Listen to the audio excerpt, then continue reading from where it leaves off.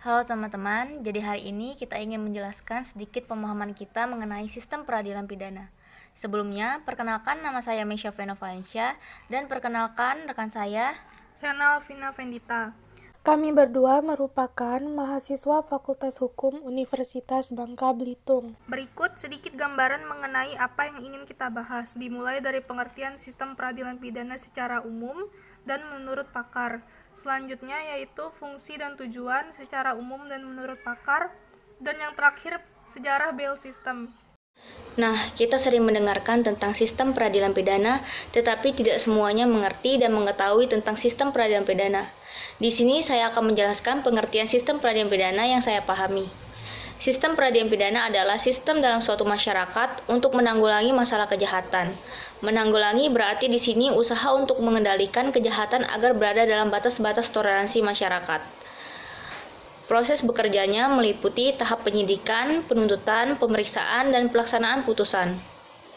Dikutip dari buku Sistem Peradilan Pidana ciptaan Marjono Reksodiputra menjelaskan bahwa sistem peradilan pidana atau criminal justice system adalah sistem dalam suatu masyarakat untuk menanggulangi kejahatan agar berada dalam batas-batas toleransi masyarakat.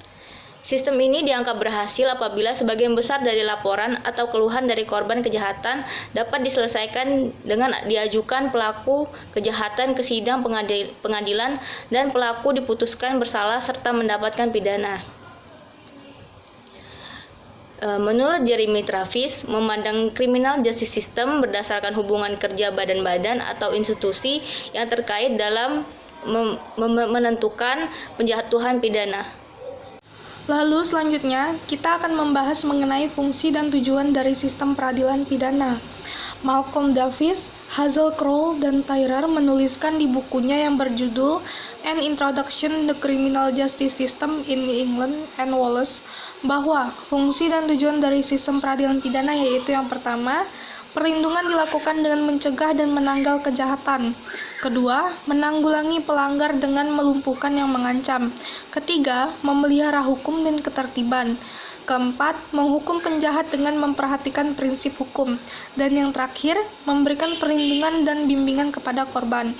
Selanjutnya, mengutip dari Muladi dalam buku Sistem Peradilan Pidana sebagai suatu pembaharuan karya Oliviana Agustin, mendeskripsikan sistem peradilan pidana ada 3 tujuan dalam menilai berhasil atau tidaknya sebagai sarana mencegah dan menindak tindak pidana, yaitu yang pertama, keberhasilan menciptakan rehabilitasi dan sosialisasi bagi terpidana.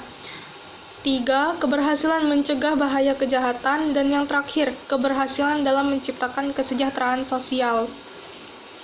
Secara umum, tujuan sistem peradilan pidana memiliki beberapa fungsi penting, yaitu yang pertama, mencegah perbuatan kejahatan. Kedua, melakukan penindakan terhadap pelaku delik. Ketiga, mengkaji kembali aspek legalitas parameter pencegahan dan penindakan. Keempat, putusan pengadilan menentukan salah atau tidak pelaku.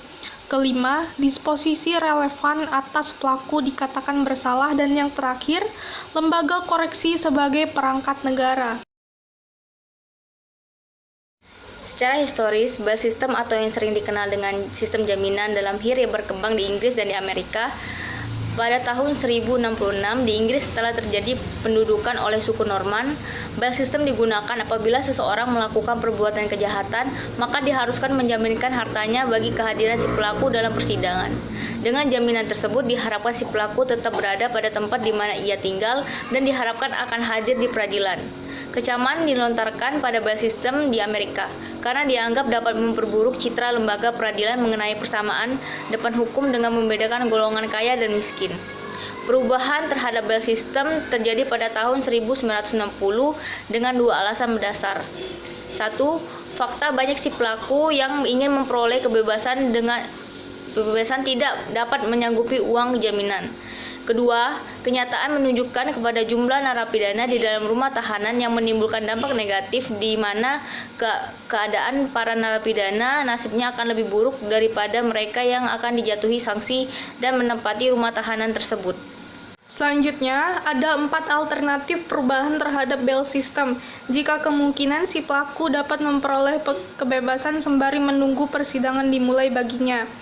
Yaitu yang pertama, ada pembebasan melalui surat persidangan untuk hadir di persidangan atau release on summons. Yang kedua, yaitu pembebasan atas dasar janji yang telah diberikan oleh si pelaku yang bersangkutan atau release on personal recognition. Dan yang ketiga, yaitu pembebasan di bawah pengawasan pihak ketiga atau release under the supervision of a third party. Dan yang terakhir, yaitu pembebasan dengan syarat penyerahan 10% dan seluruh uang jaminan yang ditentukan atau release under a 10% bail. Nah, setelah tadi kita memaparkan sedikit pemahaman kita mengenai sistem peradilan pidana, menurut kamu nih Mei, apa yang bisa kamu simpulkan mengenai pengertian sistem peradilan pidana? Nah, menurut saya, sistem peradilan pidana atau criminal justice system merupakan mekanisme kerja dalam menanggulangi kejahatan dengan melibatkan sub-sub sistem sebagai kesatuan dan saling berhubungan sehingga terwujudnya suatu keadilan hukum. Itu sih kesimpulan sistem peradilan pidana menurut aku. Setelah kamu tanya ke aku, boleh kan aku tanya balik ke kamu? Boleh dong. Menurut kamu bagaimana efektivitas bail system diterapkan di Indonesia? Kalau menurut aku, tergantung dilihat dari sisi yang mana.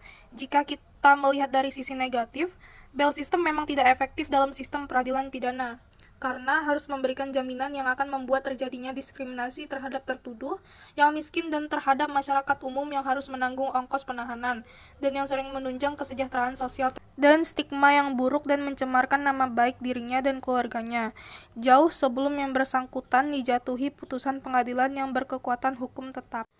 Itu sih Mei mungkin yang aku tahu. Oke, mungkin cukup ya podcast mini kita kali ini. See you in next podcast guys. Dadah!